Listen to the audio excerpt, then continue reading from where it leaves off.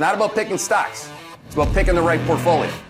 In the USA, the most frequently said thing, and it's in the, we show mentions of this, oh, we've avoided a recession. We may not have even had a landing. Because GDP on a look-back basis is, again, and we're now casting a high GDP number in the third quarter. The Europeans, on the other hand, point number 2, have already entered a recession. There is no poppycock or misspeaking, completely different, and the currency chart looks exactly like what I just said. So there's no debate. So at some point, the euro is going to get oversold, and at some point, the U.S. is going to enter recession. The dollar is going to go up even more. Europeans are going to cut rates first, and then, like I said, the catalyst for the Fed to cut rates is after the market crashes again. By the way, the Russell's already crashing. By the way, just on the topic of the Fed and Powell, next week, obviously, the rate decision, is coming. We look at the data this morning. PPI hotter than expected, actually doubled month over month. This is headline from 0.8 to 1.6. The sequential double. Yeah. Jobless claims, the 4-week average is now the lowest level in 7 months.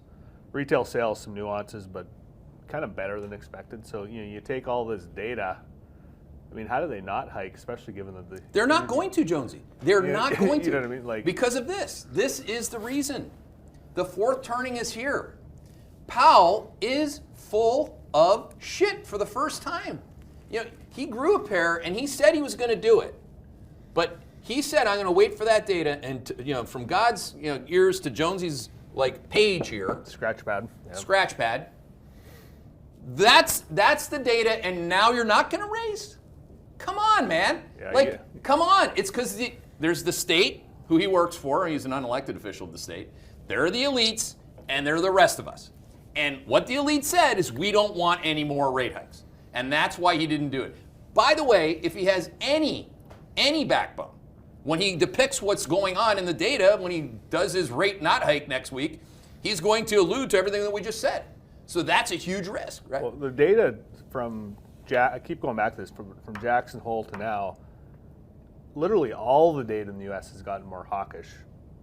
Yes. I mean, on the margin, maybe some surveys of show softer economic or whatever, but by and large, it's all more hawkish, right? Especially inflation. Well, and consumer confidence slows in kind because inflation is more hawkish. So it's not like all rainbows and puppy dogs. But in terms of the data that he told us to look at, it's outright hawkish. Yeah, okay, so again, employment and inflation.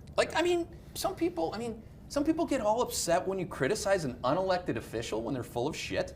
What country do you live in? Are you like some Chinese dude that's going to lose a finger if you don't say the truth? I mean, come on. This is ridiculous. It's ridiculous. Ridiculous. Okay? Powell, if you're data dependent, you're raising rates next week, even though you know that that's going to shock the market now. Okay? Because the market expectation is a 3% chance. It went from 7 to 3. Before that, it was like a coin toss.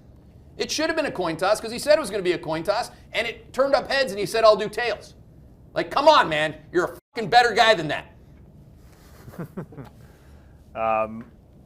Yeah, I mean, the other issue too with inflation is, man, I get angry sometimes.